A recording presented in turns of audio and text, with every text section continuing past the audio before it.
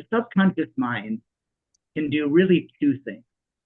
It can hold us back because of all of the fears and worries and anxieties that are stuck in there.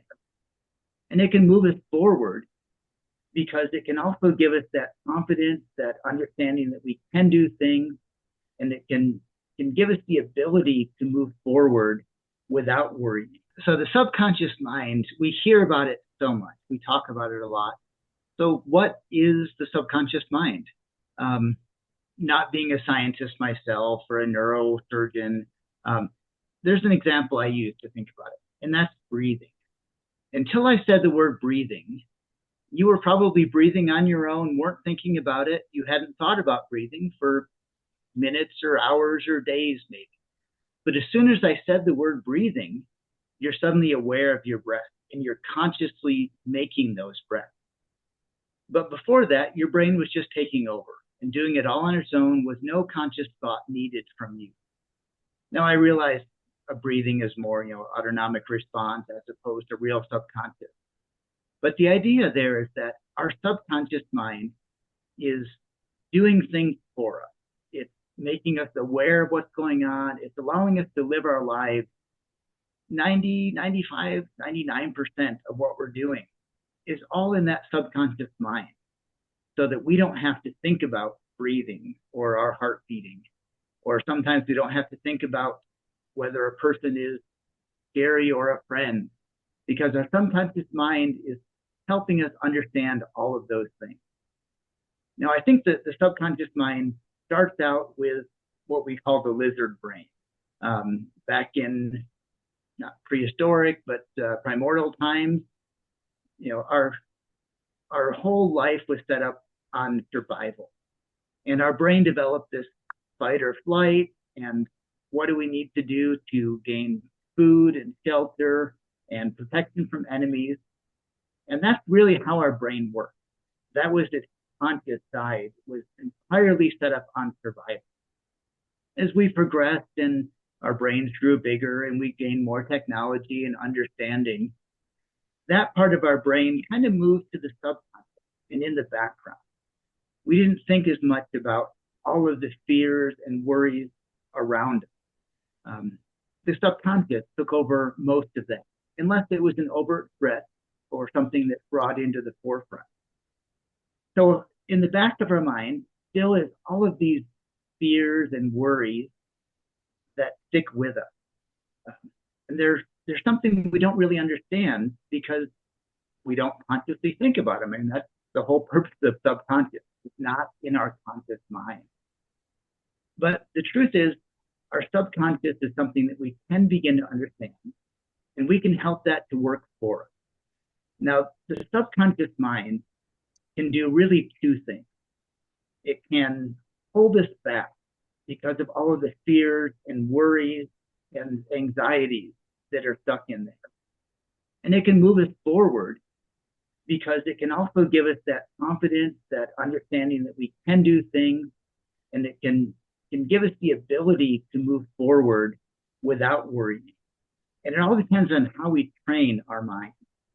Now, one of the best ways I found to explain that, one of my favorite books by Robert F. Bennett, called Gaining Control. In this book, he talks about something called the belief window. And a belief window, he describes it as a piece of glass that's sitting in front of our eyes. And everything that we see is filtered through this belief window. So if we believe that I can't jump high enough, whenever we see something we need to jump over, our ability is filtered through that. Now, unfortunately, a lot of times we have prejudices and things in the world that we see that way. But it might be people who live in the city don't care about each other, or people who live in the country aren't very smart. Those are not true things. But those are the kind of things that we might see on that belief window. As we begin to understand what's actually written on it and take time to examine that window, we can start to see that some of the things we've written on that window simply are not true. And we need to erase those from that window. Those limiting factors. I'm not smart enough. I don't belong with those kind of people. I could never achieve that kind of success. I'm not someone who knows how to do this. I don't have the connections to do this. These limiting factors that are sitting in our subconscious are written on that window.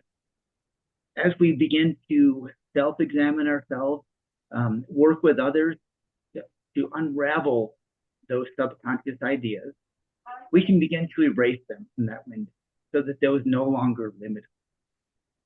The second half of that is the positive affirmations we can put on there. We have the ability to teach ourselves these same things that we can write on that belief window ourselves. I am good enough to do this. I deserve to be happy. I deserve to be successful. I'm smart enough, talented enough to achieve these things. And as we continually tell ourselves this, our subconscious is going to believe us. It's going to write those things on that window.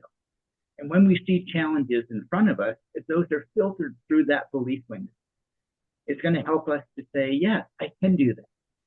To step forward with confidence rather than anxiety. The subconscious mind is such a powerful tool when we take control of it, when we erase those negative ideas from it, and when we replace those with a positive idea. Now, that's actually easier to do than it may sound once you take time. Now, the subconscious mind, another of my favorite books by Tom Big L. Ryder. And I remember reading this, and I apologize for forgetting which book this was in. But he talks about the subconscious mind is really, really, and he gives a great example of that. If you go watch a movie, when you're watching the movie, you know that it is particles of light hitting a screen that are creating an image on it. You know that it's actors on that screen who are saying something that was written down by an author in a script and they have memorized. You know that that entire thing is absolutely made up and is not based at all on reality. But when Old Yeller dies at the end, we all start crying, even though we know it's not real, because our subconscious mind is telling us that it's real. It sees that and it tells us that what we're seeing is the truth. Until we stop and say, that's not really the truth. That's not actually it. And we can take control of that, train our subconscious mind so that it will be telling us, I am good enough. I can succeed. I can take control of that. And we do that through, as you've looked at much of Think and Grow Rich and the earlier principles we discussed, the idea of belief and teaching ourselves that we do believe it, positive affirmation, all of these steps lead up to training our subconscious mind to be able to be a tool to move us towards success, so that it's a fuel behind us that we no longer have to think about because we begin to accept that success is coming to us. So I want to just close with that idea.